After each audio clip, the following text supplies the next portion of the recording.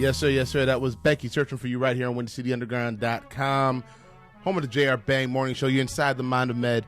And on the phone right now, I have Jeff Chirico. Jeff, are you there? I'm here, Med. How you doing, man? I'm doing great, my man. How you doing, sir?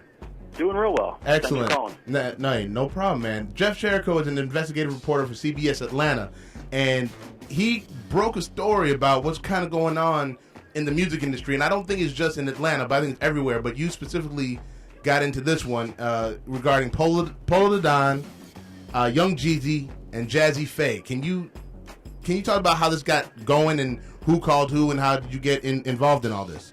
Yeah, absolutely. About a month or so ago, I got a call from a guy who runs Zach Recording, and that's a big studio here in the Atlanta area, and they do all sorts of work for all sorts of artists. And they've been staying quiet for a while, but they were just fed up because a lot of these producers are booking studio time and then just not paying. And he found out by contacting his colleagues that he's not the only one.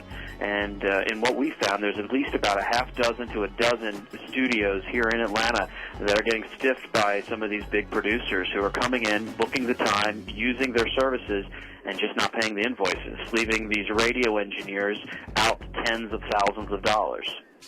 Now, Jeff, the question that I have, because we're talking about, you know, when I throw out some of these numbers, like for instance, Tony the Terrebonne. Yeah, Tony Terrebonne. He was owed around $20,000 from Polo the Don. Yeah, he's owed to about $24,000 according to a judgment that I have in front of me. It's in Gwinnett County Court here, and $24,023. The principal amount about $17,000 plus attorney's fees, and this has been for several songs, including Chris Brown's, his work on Chris Brown's song Forever, right, and Usher's song Love in the Club. He's owed about $8,000 for the Chris Brown song. And the thing is, like, and also I saw like $480 for Love in This Club. And the reason why I wanted to bring up the $480 is some people might think, well, it's only $480 or it's only $8,000, but maybe it's only that much for like Polo the Don. But for Tony, he has a business to run. Right. Tony had to he ended up moving out of his condo. He moved in with his parents. He sold his car and bought a cheap junker, and he went from making six figures, about $100,000 one year, to making about $20,000 the next, because for the large part the studios and the producers he was working for just stopped paying. Now talk about Young Jeezy, who owed $20,000 plus. Yeah, he owed about $20,000 to a place called 11th Street Studios. That actually didn't even include the cost for what I was told was the equipment that he damaged.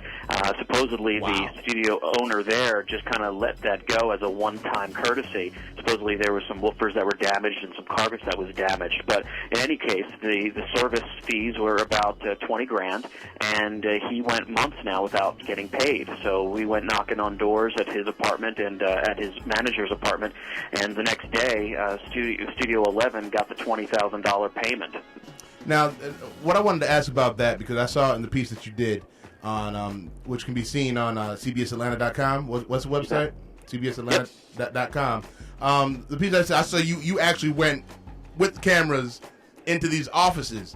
The reason why I want to ask about that is because some people, might mistakenly think that it might just be, Young Jeezy didn't pay. Could it be also that Young Jeezy probably had no clue that he owed this money, and that maybe his management or his business people weren't handling their business? Well, from what I can gather, Young Jeezy and Jazzy Faye, they book the time with these studios, so they book the time knowing they're going to have to pay it. I'm not sure, because these places aren't calling me back. Right. A couple of them made the payments, but they're not answering our questions. And so I'd love to know the answer to that, but unfortunately at this point I just don't know whether Young Jeezy knew about this and the managers were ignoring it, or whether the managers were acting on Young Jeezy's directive. Now, Zach Recording, the one that kind of kicked this whole thing off, he had an issue with Jazzy Faye, who owing him $2,000. Yeah, he got his $2,000 about a day after we walked into that office you saw there, right. And so that was good. He's happy with that. I mean that's excellent work that you guys did. But again, like Jazzy Faye was here in Chicago, I want to say a couple weeks ago, and I work at a restaurant inside. He came into the restaurant, left a lovely tip, you know what I'm saying? So it's like, that's why it's hard for me to see, like, these guys just not paying something that they owed. And what I want to know from you, maybe you got to talk to the engineers a little bit. How does it work? Do they come sit down? Like, how's the payment plan work? What are they supposed to do? Do they pay a little bit up front? Do they pay? How does that all work? Yeah, well, they had relationships with these guys, and so they would do the work, and then they would bill them, and they're good. They're good in the beginning. They definitely pay out in the beginning because they know they need these guys. And then, from what the engineers are telling me, as time goes on, the 30-day payment ends up taking 90 days, and the 90 days takes 120 days, and then the 120 days could take a year or more. And then at that point, from what we can gather, they start going from studio to studio. So if, say, Zach Recording says, hey, I'm not going to take you anymore, then they'll jump across town and go to another studio and rack up a bill there over a few months, and then jump to another one. So they're calling it studio hopping. Okay, I got you. It's just, like I said in the beginning. Go ahead. Yeah, I was going to say some of them are changing the way they do business now. They're telling some of the guys that, listen, you need to pay up front, or we're not going to offer you any help. We're not going to give you the services you need until you pay up front.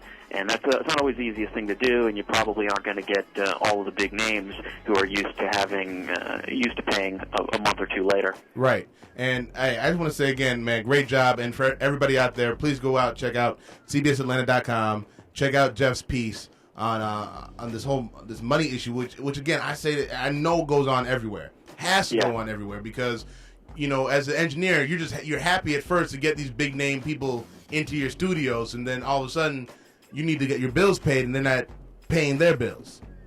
Yeah, I mean, like Tony said, he stays up 3 nights in a row, working his butt off, working for weeks on end, trying to get these songs mixed, and all of a sudden those songs are released, and he's just left wondering why he's not getting the hourly wage that he's due. So it's a strange situation, but you're right. I think it probably happens everywhere, and maybe by shining some light on it, maybe some of these guys will realize that they owe these studio engineers their time and their respect and their money. Man, again, I appreciate you taking this call, Jeff. Again, this is Jeff Chirico. I'm sorry, Jeff Chirico, investigative reporter for CBS Atlanta. Hey, any other things you have going on right now, Jeff? You want to talk about any upcoming? No, honestly, do you have any other stories you have coming up that you might want to hint at? It doesn't have to do with music, but tonight we're digging into mattresses sold as new that are actually quite filthy and dirty. That's coming out. You'll see that on the web tomorrow morning. So it's not just hotels. No, not just hotels. Some of the mattresses you buy as new are filthy inside. So we thank you, Jeff. Hey, thanks, Ned. Have a great day. Hey, you too, sir. Thanks. Bye-bye.